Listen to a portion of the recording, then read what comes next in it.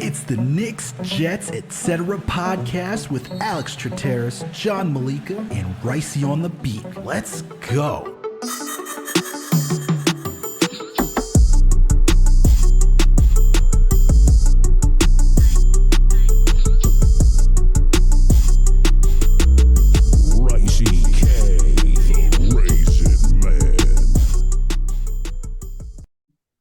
What's good, everyone? Alex Trataros here with another Knicks episode of the Knicks, Jets, etc. podcast.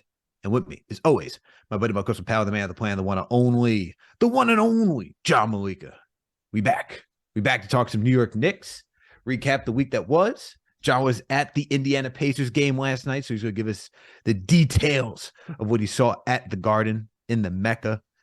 And, you know, we got to discuss some of these rotations and whatnot. Guys fully healthy. Preview the week that's up and coming. Oh, man, how you doing today? How you feeling? I'm good, man. I'm good. We have some cleanup in Jets land. We'll get to that on the next Jets episode. So our favorite time of the Jets year was the offseason. It's officially here. Black Wednesday, they called it, but even though it happened on Thursday, just because of some conflicting reports. It's not fun, man. It's not fun when you fire coaches and stuff, and you know that bleeds right into the Knicks, right? Like the Jets are in turmoil right now, even though it feels like everything's okay. But when you fire the coach, it's a whole full reset. And dude, all that stuff has quieted down because ever since the new year, right? Ever since New Year's Eve, we went into Houston up until now. I mean, we only lost one game, but we've looked tremendous. I mean, through all the adversity, RJ's back, and he looks pretty good to me. Life is good. Life is good right now for the Knicks, and shockingly optimistic for the Jets, but it's kind of a we'll see basis there. How you doing, man? Doing all right, man. You know, Knicks are winning for the most part. They look good for most of these games. It comes down to late game execution. That's what we've been seeing these last couple of games, but we'll get into that. But overall, man, got to be happy. Knicks are in the 6th seed right now. They beat the Indiana Pacers. They right now can either tie with Indy or take the series on the season, right? If the last 2 games are at the end of the season, I think it's Indy, I forget the other team, and then Indy again. So we'll hopefully, you know, because it seems like this is the team that we're going to be competing with. Shocking that our long rivaled foes for what seems like ever since the Reggie Miller era, the Roy Hibbert era. Now we've got the Tyrese Halliburton era. It seems like they're always near us, man. It's really nasty business, but that's another story. But hey, let's get into it, man. Let's get into talking about this New York Knicks. What do you think about the past week that we saw from this team? I mean, honestly, they've shocked me to be like, if I have to be honest about it, like the win in Toronto was a really good win. They finally got over the Nick Nurse hump, thank God, because we see him a couple times here in this stretch that we were talking about. They finally got over that. We honestly we played a good game versus Milwaukee. Giannis has been bad, I guess, but maybe we've been good. I don't know. Brunson dropped 44. I mean, that was kind of wild. I'm not sure if Randall, I think, has had over 16 rebounds a couple of times, but I think it's 17, 18 once or twice in here, but he absolutely killed it. So I was proud of them for the Milwaukee game. Other than that, dude, there's absolutely nothing but good things to say. Just wins all across the board. And honestly, games that we should win, right? Like we should win in Houston. We should beat Phoenix. Honestly, versus the G League squad. We should beat San Antonio with no Vassell. The Toronto game, huge. Milwaukee took the L. And then this Indiana game, man. Holy crap. Just a roller coaster again with the 25-point lead. And I'm sitting there, we're up 42-21. And honestly, man, I'm just like, when is this going to go away? And how is it going to go away? And are we going to be able to hold it, you know, hold the dam from overflowing? You know what I mean? In your inner thoughts, did you ever think that it was going to come down to a Tyrese Halliburton-less Indiana Pacers that made the comeback that they did and put the Knicks on their heels the way that they did? I mean, once Halliburton went down, I was like, okay, it's over for Indiana. Because, dude, his ability to get a fast break or get in transition off a made basket is incredible. Dude, it's honestly elite. He is one of the best in the league at doing that, and I was sitting in my chair like, yo, if this was the D'Antoni coach team, Halliburton would be amazing. Like Halliburton would be can you all-star, imagine? straight up all-star. And like there's been the rumors of like Obi to the Indiana Pacers because of that Can you imagine a guy like Obi with Halliburton in transition? Like if That's that a actually perfect happened? fit. That's a perfect fit. Like Carlisle is running this. He's running it pretty well, and it's so funny. Did you hear his interview yesterday when they're asking the pregame? They're asking about Miles Turner, and he's like, "I'm not trading Miles Turner." He's like, "He's actually injured right now. Like, I need Miles Turner. He works exactly perfect in my system. Like, I really like him." And he's right. Like, we know what Carlisle is doing. We know what the Pacers are running with this fast-paced system. But dude, this Duarte, like, I think he's going to be on the market, and he played so well yesterday. I know he doesn't fit because he needs that slow pace half court offense. But dude, everybody that they And who's that? Oh, that's the New York Knicks. We love Duarte too. So that would be a nice fit for like a stupid second round pick that we don't care about, or a couple second round picks that we don't care about, or even giving them Cam Reddish if that would really excite them. I think it might. I was talking about this on Knicks Fan TV for the pregame, and it was had Mark Schindler, who covers the Indiana Pacers for Indy Cornrows and does a lot of league reporting for WNBA, NBA, college draft stuff, NBA draft stuff, I should say. And I asked him about Duarte for Obi Toppin, and he's like, that's probably the framework of that deal between the Knicks because they need a 4. We need a guy off the bench, specifically at the wing, and he's 6'6". He can shoot, he can create, he can do a little bit of playmaking. Yeah, I wouldn't want to do that. I wouldn't want that to me is a loss from our side. I mean, from my perspective, I agree. Yeah, from my perspective, I think OB is worth way more in the open market. I don't disagree with you. I think the thing is that if you put him on the open market, my question is, what's the value right now? Because we'll get into it, but like when you start seeing 9 minutes when he's coming back, but yet RJ's playing 41, then you're like, all right, let's stick in this game, right? So RJ's back versus the Pacers. I mean, there was tension in the Garden for sure. Going into this game, we all knew it was for the 6th seed. Dude, I love my section, dude. There's this one guy in a Randall jersey every single game, does not miss a game in his Randall jersey, like row 2 or something in 111.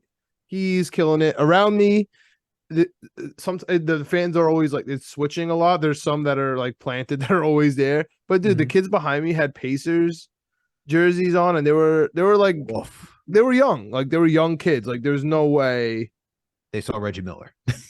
Oh yeah, no, but like there's no way they're maybe 21, maybe scratching, but like I doubt it honestly.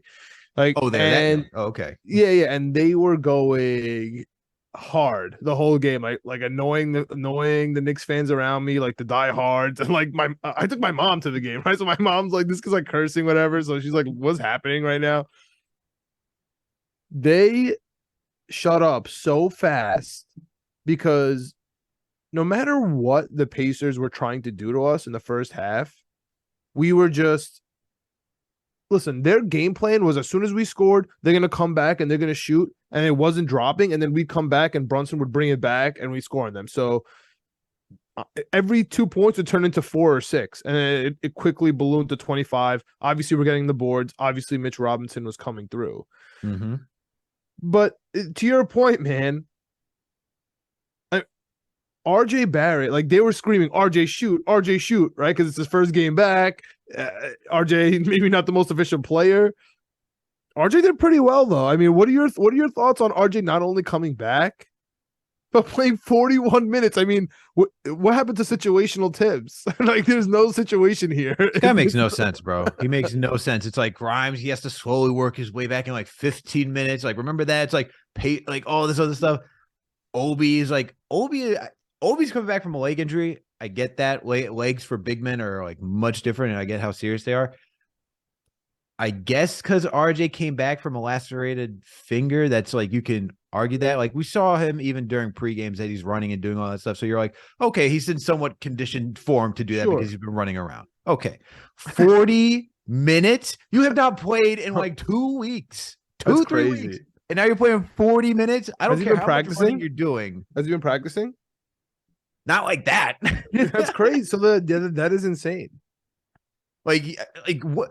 I cannot believe that he played 40, but he came out hot, man. He came out smoking. Like 3 for 4 from downtown in the first quarter. Dude was on point. That's what I'm saying. So these kids were screaming in the beginning, "Oh shoot! Oh, overpaid Brunson." That people let them have it for that. They were screaming about Randall. Turned out to be right, and then they were begging for RJ shots, and they turned out to be wrong about that as well. But I was mostly impressed. I mean, Brunson is. There's no even point in discussing that how amazing Brunson is. I think the discussion is whether or not he's an all-star. And the only discussion is because there's so many superstars in front of him. You know what I mean? So it's it's hard for him to get in that conversation, but he's absolutely killing, man. This Beast. This 23-19 Knicks right now they're not even close without Brunson. They're not even close without Randall. We saw that we were able to put some games together without RJ. But let me ask you about the catalyst, man. What was going on in the fourth quarter with not playing Grimes? Like, I think he is the X factor on the Knicks. He is. If Grimes is bad, we are bad. All right, like we need. Of course, Brunson is the oil to the machine. But if Grimes isn't playing sound basketball, it's over. Like Randall played bad yesterday. RJ played decent. Mitch did his thing. Jericho Sims is still in jail. Hartenstein stinks. You know what I mean? Like nothing changed except for Grimes. Like Grimes is the X factor, dude. What's going on in the fourth quarter? Why is RJ playing 41 and Grimes, the guy we need, can't play? But like, don't forget, throw it in, have in the back of your mind. This is all because Tibbs. I wonder if he's trolling. I'm not even joking because he said it's all because I wanted to play IQ some more. So it's like, what are you going to say? What are you going to say to me, dude? Like, I'm playing IQ. Now you're upset about me playing IQ? Like, I felt like he kind of threw in that a little tidbit at the end there. He does, man. He knows how to he's pretty clever with that. He's clever with how he says things. Like the backup quarterback thing with Obi last season. Yeah. And we see Obi go on this freaking spree towards the end of the season. And then like, I mean, that's the most backup quarterback thing I've ever seen in my life. But at the same time, like you look at those games, you're like, you're playing the Miami Heat, like a fully like healthy squad. He's balling out there. You know, he played against Scotty Barnes. He's playing against like teams that are still healthy that are like vying for playoff positioning into last season. You're like, all right, man, this is some quarterback, like backup quarterback nonsense that you're spewing out here. So he knows how to attack the fan base. It's like, you got to watch the film a couple times and all this type of stuff. So that's how he likes to roll. But with the IQ stuff, shout out to Fred Katz for tweeting this out last night. And because Zach Braziller of the New York Post tweeted out, unless Grimes is hurt, not going with your best perimeter defender and shooter really is odd. Knicks by 2. Fred Katz retweeted that and said, my guess, and surely this is a guess, is that they have McConnell hounding Brunson full court, which makes things difficult for him. And we saw that. We saw Brunson with some turnovers towards the end of the game. Quickly gives them a second initiator. He's been taking the ball up a bunch in crunch time. So maybe that was a thought process there because we have seen Grimes just freeze up when he's bringing the ball up in crunch time. Like he's made some mistakes, right? Maybe that was a thought process. And then we saw with like 2 minutes left in the game, Grimes gets in there, knocks down a crucial 3, and we're like, there's the guy. There's the guy that we've been missing. And then went small ball. You know what I mean? They had Randall at the 5, RJ at the 4, Grimes at the 3, IQ at the 2, and Brunson at the 1 to do that. So annoying. That's so annoying, though. Dude, we have one of the best centers in the league and one of the best backup centers in the league that happens to be third string for some reason. But we shouldn't dumb ourselves down without finding a better term to play the Pacers, dude. Because when Mitch is in there, they can't hit a layup and they can't get a rebound. You know what I mean? They're excited that Randall's playing the 5. You know, I would be so hyped if I'm the Pacers and I see Randall at the 5 in crunch time rather than Mitch Robinson, who's been killing me all game. Like the only time we stopped him is when he got the goaltend. You know what I mean? Like that was the time we got past him. Yeah, no, for sure. And I think the other, like, if you want to counter with that, it's like, all right, if they had Miles Turner, we did that, I'd be like, that's gambling. But you didn't have Miles Turner. We've seen Randall body Jalen Smith before. So maybe you're like, I'll take this gamble in this instance. Randall couldn't body a fly yesterday. No, he was out of it, man. But you got to think like you got to think like all these minutes. Like we're going to talk about these minutes, man, because it's getting old. It's getting out of hand at this point. Now that everyone's fully healthy, but you got to think like he had to have been exhausted going against the Bucks, man. You're like, I only get a day off. Now you're playing me like 40 minutes against the Pacers, bro. Like, what's going on here? Like, this is played bad. Tight. He played He bad. played 39 he minutes to be exact. Shots. 39. But he had some clutch shots that we literally needed. Like he brought us back in this game. So you mentioned Fred Katz. I guess we'll have to mention him and Seth Partnow's article about, I guess the definition of it. It's not woe is me, because we're upset that the Knicks keep blowing leads. Mm-hmm. And I mean, to be frank, when I'm tuning into League Pass, it's usually at one point in the game, right? I'm not watching from the beginning all the way to the end, so I don't see the crazy streaks. I just hear about it. But when you read it, like, Knicks are one of 7 teams to lose 7 double-digit leads. 14 teams have blown 6 double-digit leads. 21 teams have blown 5 double-digit leads. And every team has lost 3 double-digit leads besides the Grizzlies, which arguably one of the best defensive teams in the league. Yeah. So there's something to be said about the lack of defense in the whole league. However, I don't feel like we're bad at defense. I think Not at all. Where our struggles really come in, Alex, are we get spooked. We get spooked when a team You think that's it? You think we get spooked? Yeah, man. When a team double teams us from full court, where Especially Randall. Randall. Well, it doesn't matter who it is. Jalen Brunson. We just talked about how he's an borderline all-star. All of a sudden, McConnell is putting the clamps on him. You know, Randall's going down. Everyone's putting the clamps on him, including another guy we mentioned, Duarte. You know what I mean? Duarte looked yesterday like Jordan's defense, dude. Anyone that would go near him, he was swiping. He was getting everything, and then he would only play like 15 minutes, but he was killing it. And man, when they double teamed us, we had no idea what to do. To be honest with you, I mean, this is a little elementary, maybe like a low blow here, but it felt like a CYO team, like or an NCAA team, where your team is feeling a little hurt right now, man. I'm just saying, because all of a sudden they do the press on you, and the lead goes from 25 to like loads double digits so fast, and it's because we're not reacting correctly. Like, it's not like that we're missing too many shots. Yeah, we missed some corner shots, but we missed corner players. That was what I was annoyed about. Like, we're missing that extra pass, or all of a sudden Randall's like holding the ball an extra second too long. I think we were spooked by the double team. And that's where I could blame the coach. Like, John, why don't blame the coach? You're winning. You think you know more than Tibbs? No, but he doesn't have an offensive strategy, because I'm watching it happen. You know what I mean? And Jeff Van Gundy was on Russillo's podcast talking about, I hate when people say adjustments. No one ever mentions the adjustment. You know what I'm saying? When people like complain that coaches either did or did not adjust, he says it's just based on win or loss. I have something for you, Van Gundy. We did not adjust to the double team. They brought it out, and we did not adjust to it. We just said, figure it out. Like, hopefully we just hold the lead all the way to the end. That was crazy.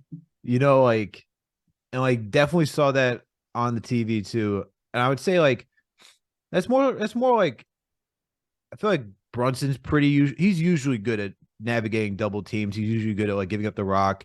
Guys like Grimes, you see that like that's how he got caught. I forget which game it was, but he got caught on the sideline, and it's like, bro, like just pass it up, man. You know, like Randall, I know double teams for Randall is just, especially in the fourth quarter, watch out. That man is like it, and you could see them. He baits them, dude. He baits them, and then he's like, "Oh, what do I do?" I'm like, "Dude, you just waited an extra second so you can wait for him to come.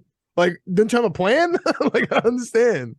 But the thing is that my thing too is that I agree with the double teaming, especially in this game. But the other thing is that I feel like the rotation. This is where it's coming down to minutes, man.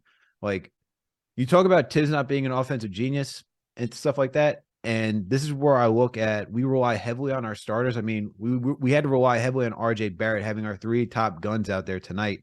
And you're like, okay, why is it that we go to a 9-man rotation? And why is it that outside of Quickly, who came off the bench, everyone has less than 10 minutes?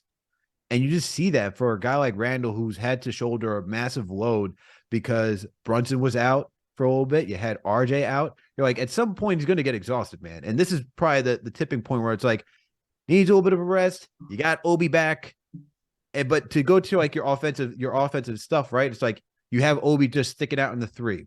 You know, you got McBride who can shoot like a good mid-range, but you're not really figuring out a way to get him to his mid-range, right? Where's the screen to get him open so he can get to the elbow and just try to knock down a shot?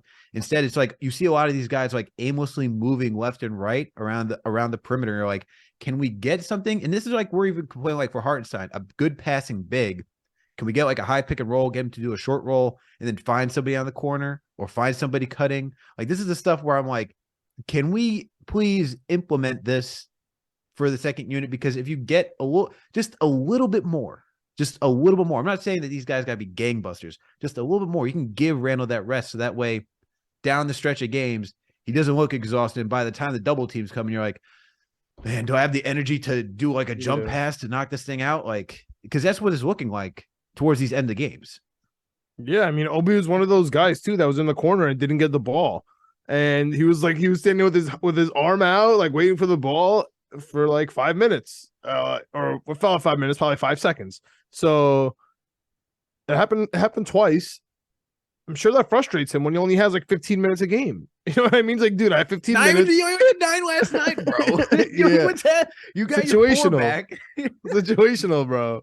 Remember that article I think Cash was like on Knicks film school. He was like, it's a very weird situation because Randall's gonna get the bulk of the minutes, but when we lost Obi, it's like he doesn't get a lot, but he's also not replaceable, right? And it's like it's this weird thing. Now he's back, and you're like, but why are we doing this? Why are we doing this to ourselves? Like you can see guys were gassed. Like thank God for Brunson, man. Like I don't even know where we are in that Bucks game. I don't even know where we are in last night's game without Brunson. Thankful, like he's pulling through to do some of these things, man. Yeah, Captain Clutch, as a lot of people have been calling him. There's something that's got to change. I agree with like figuring out like a situation for like navigating double teams.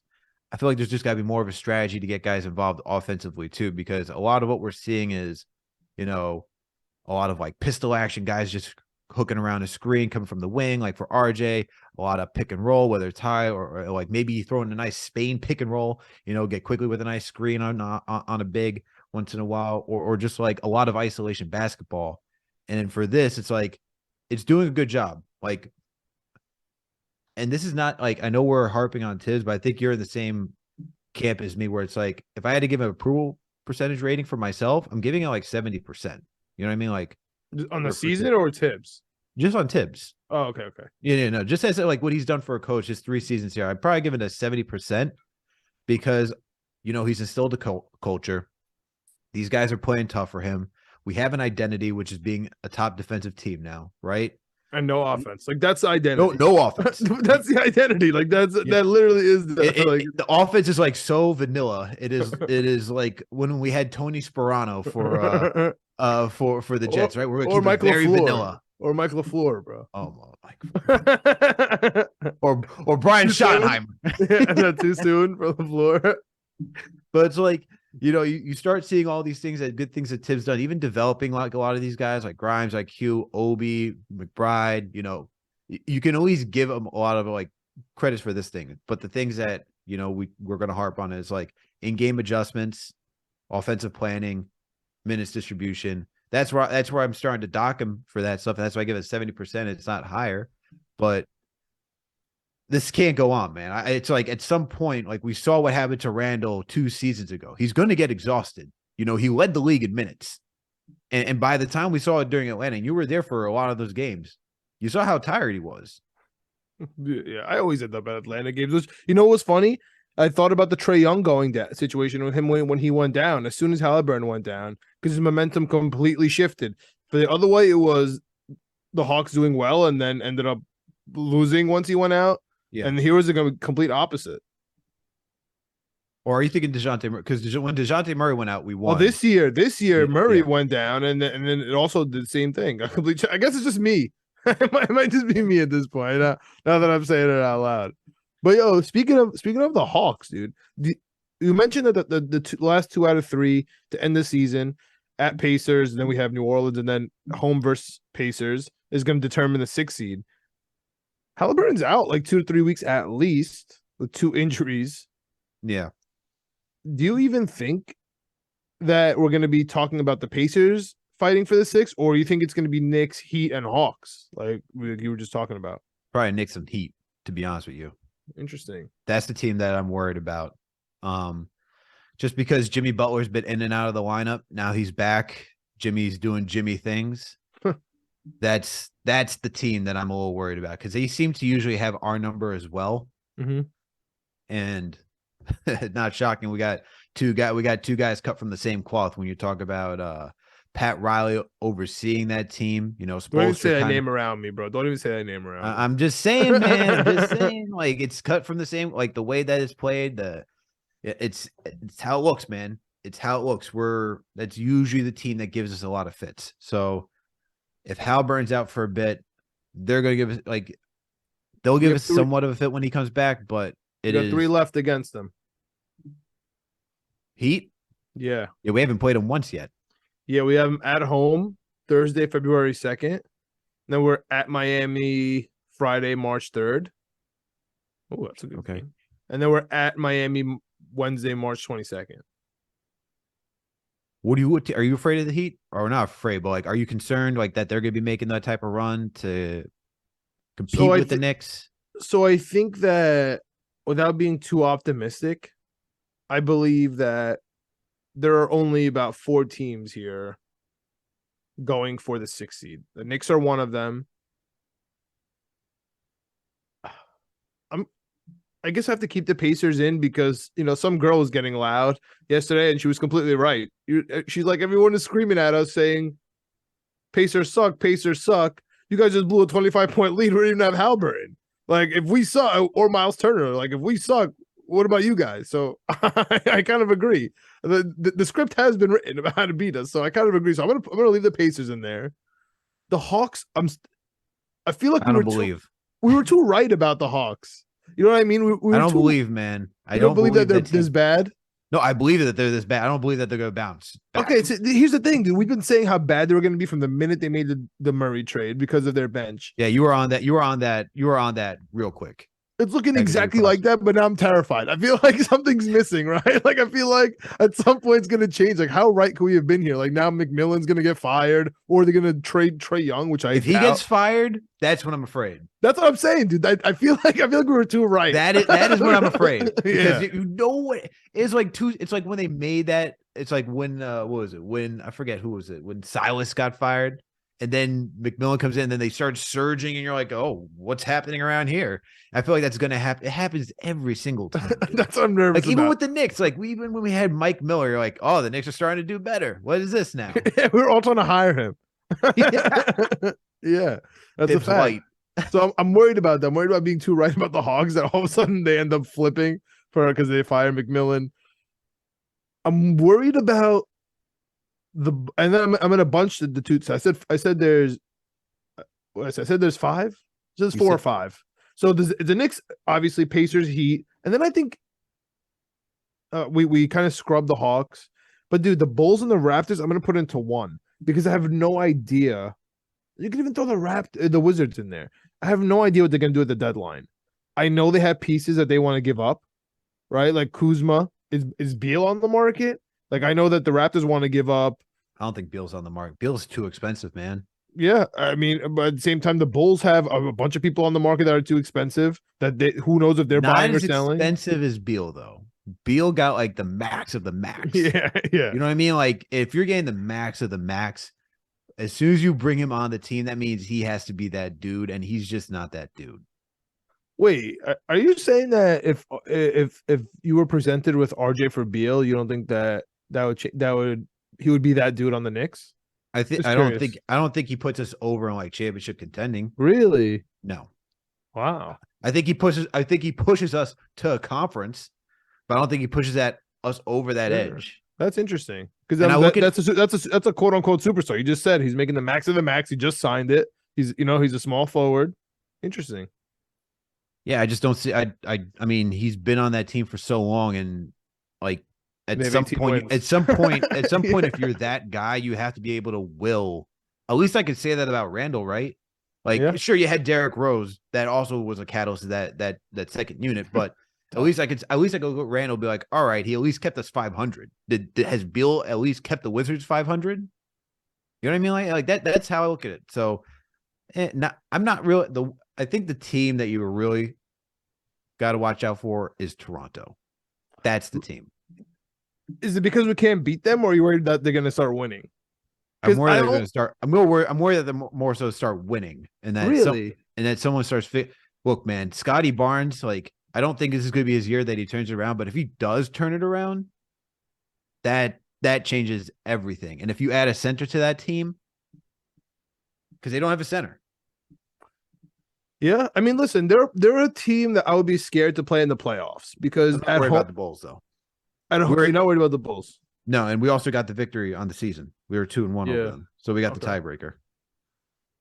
Okay, so that's what I'm worried about. So the Raptors, we have some important games coming up. If you want to talk like that, you know what I mean? We got some. They're coming up here, and we need. That's to beat them. That's what I'm saying. That's the team I'm worried about. Okay, because so that we're was tied right now. We got 2 more games with them. They're a team that's they're always a difficult out against us, and if they add a center, that team's just different. And like you're asking, like, you know, when I talked to Will Liu, who covers the Raptors for Sportsnet up in Canada, which is essentially their WFAN, like he was talking about like Fred VanVleet's having a down season, Scotty Barnes is having a down season. You got Siakam is doing well. You know, Gary Trent is now back and playing, and we saw how well he played last game against us. If you really get Fred and I know center, Christian Koloko is not a center. That's what he said. He's like, please get this team a center. It's just different. So if you get a center for that team, and then you get obviously Fred VanVleet turning it around with Scotty Barnes, I'm worried about that team. Actually worried about that team.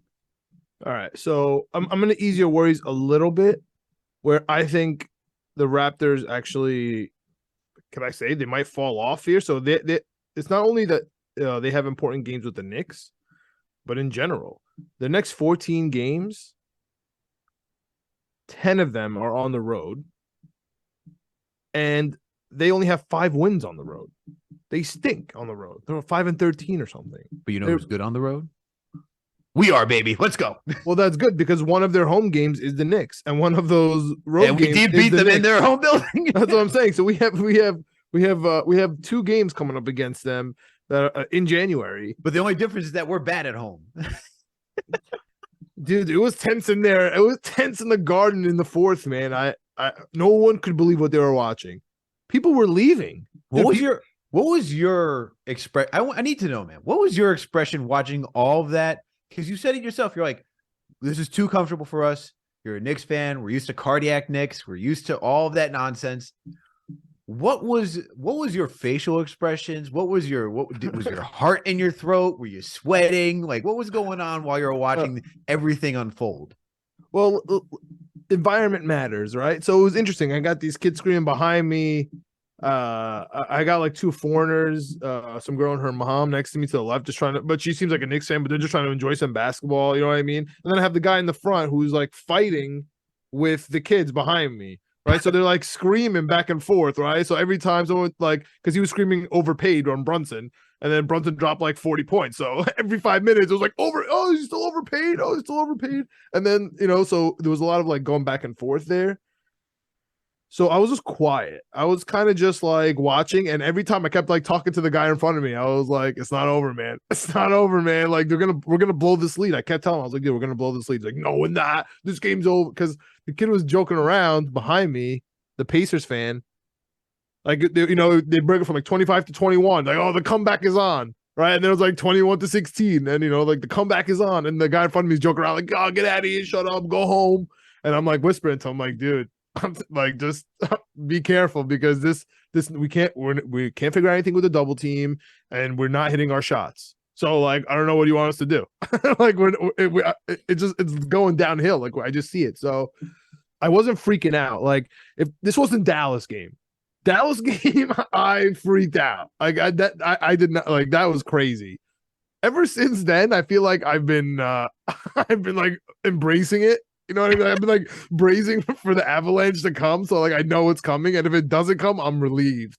Right. And it's like, and you're a snowboarder, so you're used to yeah, avalanches. Dude, I'm like relieved, bro. I'm just like yesterday, I'm just like the whole time, I'm like, please, please keep this lead. Like I knew that McConnell's not going to miss a free throw. I knew that we're going to miss free throws. Like you just see it coming. Like you see the ball rolling down the driveway.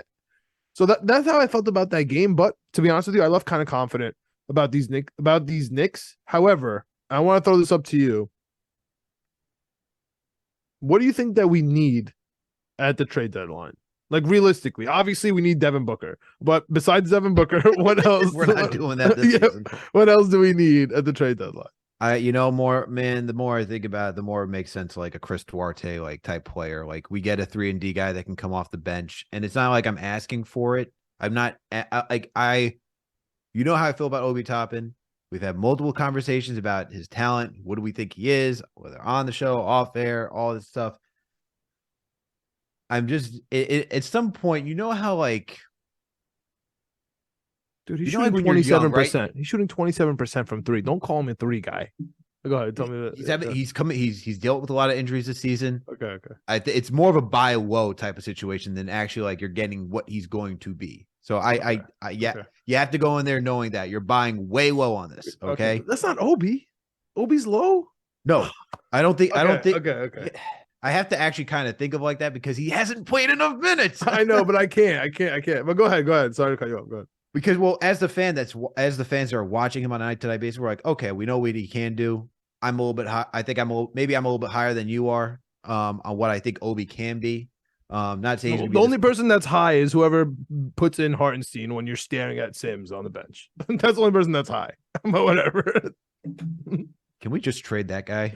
I don't even hate him. Like it stings out to say this because I don't even dislike Hartenstein. I know. It's just like he just doesn't fit. He just does not fit what we're doing here. Good grief, man. If I have to watch another, like, you didn't hear the press conference, did you, about Hartenstein, did you? After the game? No. Tibbs said he wanted rim protection. Come on, dude. You have 45 touches at the top of the bag. He's like, he's giving us good rebounding, rim protection. Dude, he didn't get one board. He literally got one, right? I don't even look at the stats. I just remember if it was this one. He got 2 rebounds this game. I forget if there's a couple that he missed and he pissed me off.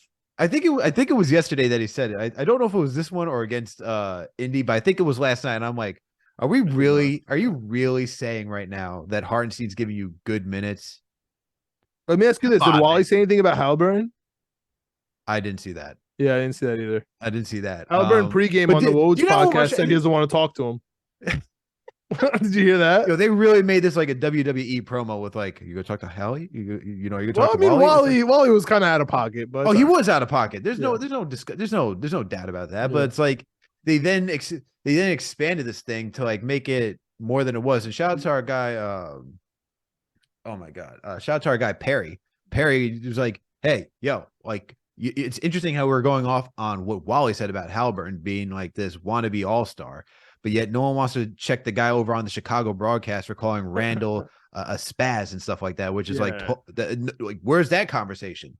So shout out to Perry for pointing that out. That's okay. Randall gets it from everyone, including his fans.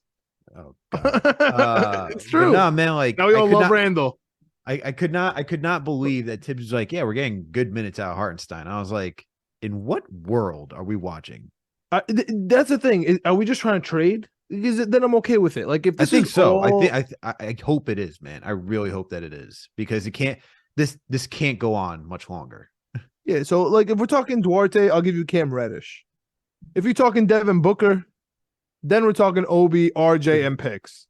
But the thing is that the Indy needs Suns suck. Yeah, but the Suns suck. Okay, can we move on to the Suns because they suck? Why not Booker? Not now. Why they suck? The Suns suck. It's over. Just rebuild. Dude, they are so bad. They're good. Look, it's new management. They're gonna wait until the end of the season. If that happens, that's the end of the season that they do something like that. Okay, so we'll fast forward. All right, we have different philosophies on that. We're simming to the end of the season. We're 2K sim. Because I think it's gonna happen now. Because I'm watching them. I think but he's injured, so I don't know. And you think it's gonna happen at the end. But let me ask you, like RJ and Obi, I don't want to get rid of Obi because I want to have him in the bag for a superstar like Devin Booker. You know what I'm trying to say? Like I don't want him to be like, okay, how about Duarte? Like I think they'd laugh in my face if I tried to add that to the package. You know what I mean? I feel you. I'm not asking for this trade. I'm just I know, saying, like, I am. um, He's the only guy I'm eyeing. That's the only, I'm that's not. the I'm not only asking guy. for the. I'm not Him and asking Paul for the. George are the only possible humans that could fit on this team right now. I don't know, like someone like Malik Beasley is like somebody. I feel like a move like that is like what we're talking about here. Just like We're stuck. some bench. We're in purgatory. The Knicks are. We're such Jets Knicks fans, dude. People are texting me today like, "Oh, let's trade it all for Derek Carr." Like, I'm oh saying. my I'm not saying God. Obi. I'm not saying Obi. I'm not saying Obi for Malik Beasley. I'm just saying getting somebody like a Malik Beasley. Like if you could trade Would be Cam nice. Fournier to do that, Yeah, that's what I'm trying to do. I Not think we trying need to trade shooters. Obi for that. I think we need shooters. We That's need what. If somebody. we're gonna go low key and be realistic about it, I think we need spot up shooters. I forget any like if we have Steve Novak on this team on offense, he would be cashing, dude. We get double teamed every play. If he just stood there and just cashed threes, like I need a little bit more versatility than that.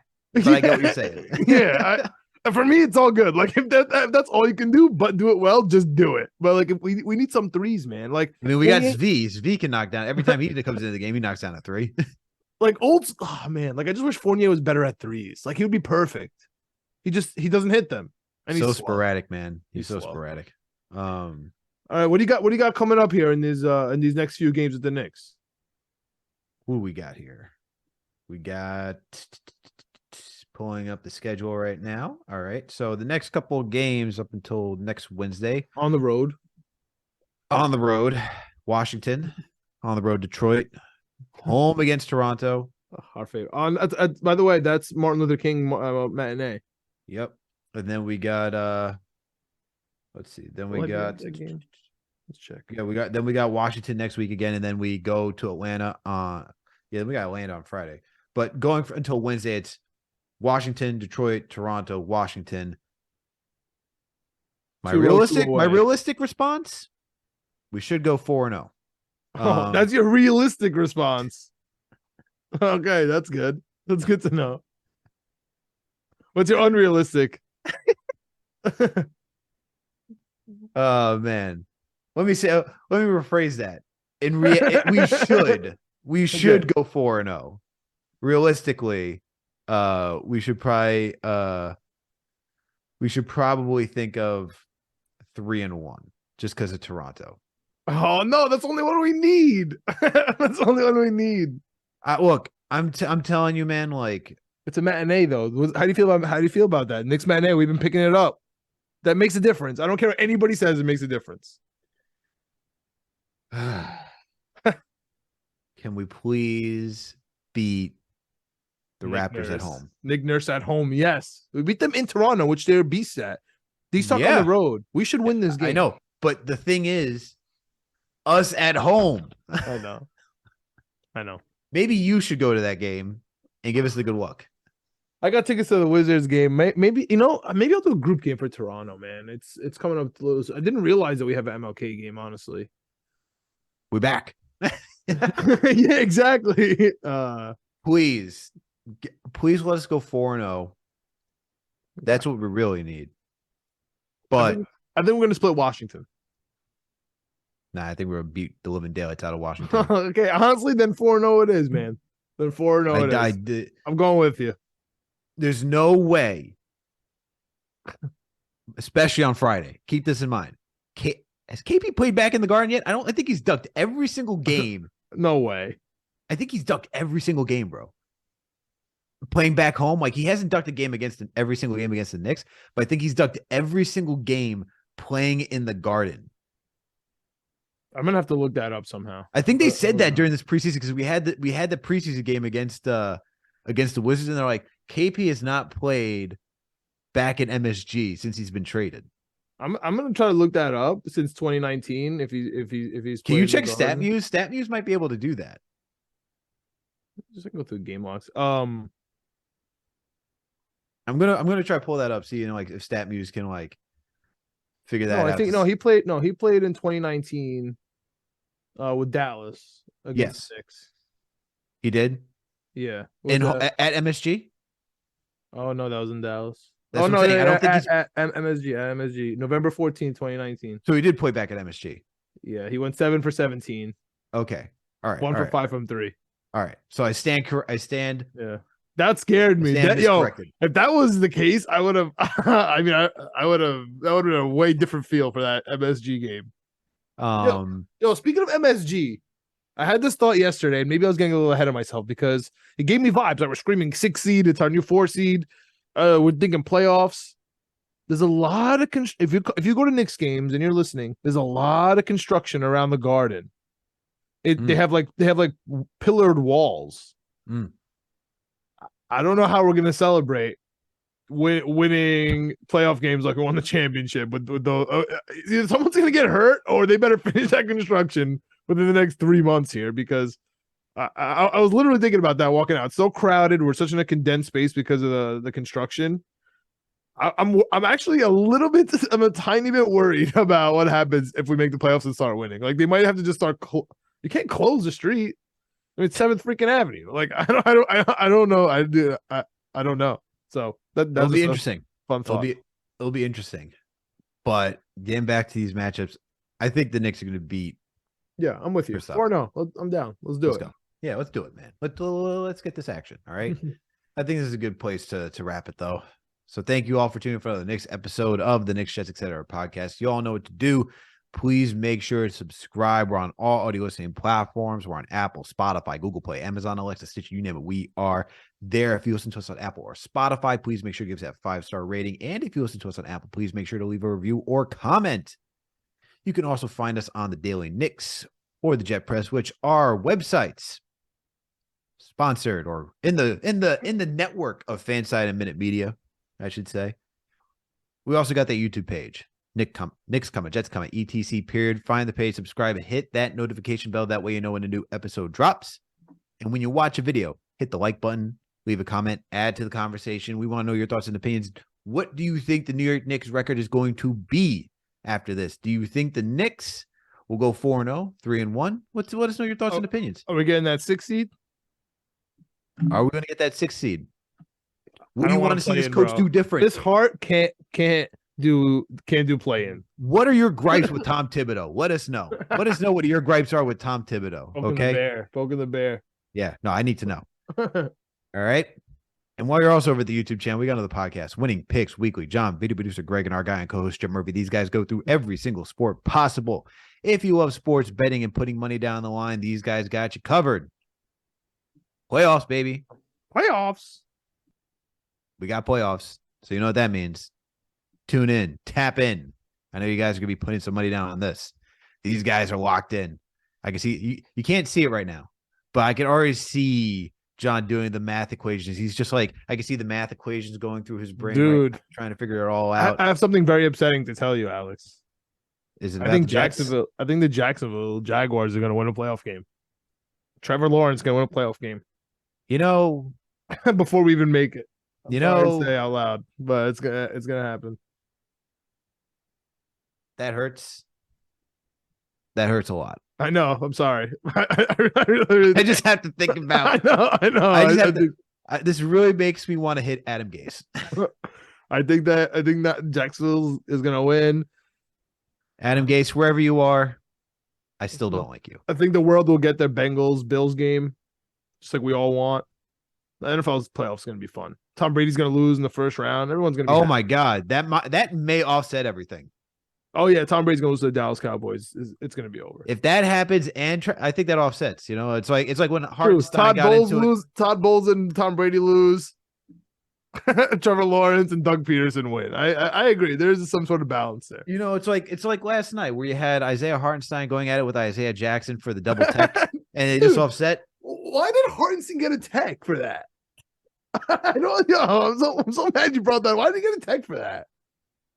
Ah, man. And by the way, Tibbs deserves a tech every play. I love it. I love him so much. He perfected the Draymond Green. God. He did the Draymond Green. He yells at him every play. So you can team me up every single play for every game. He's not. So he just yells at him. Apparently they respect him. Apparently they respect him a lot that they don't. If you're not checking the YouTube to see the imitation of Tom Thibodeau, you definitely gotta go check it out. These reactions are great. I love it. I love him so much. I could just do this all day. He's an angel wings. He just does that at the ref. He just does it in his face. He's a classic. Oh, man. Then last and certainly not least, please make sure to follow us on all social media platforms from our Facebook, Twitter, Instagram, TikTok, you name it. We are there. Thank you, everyone, for tuning in for another Knicks episode of the Knicks, Jets, etc. podcast. We out. Let's go Knicks. 6 seed.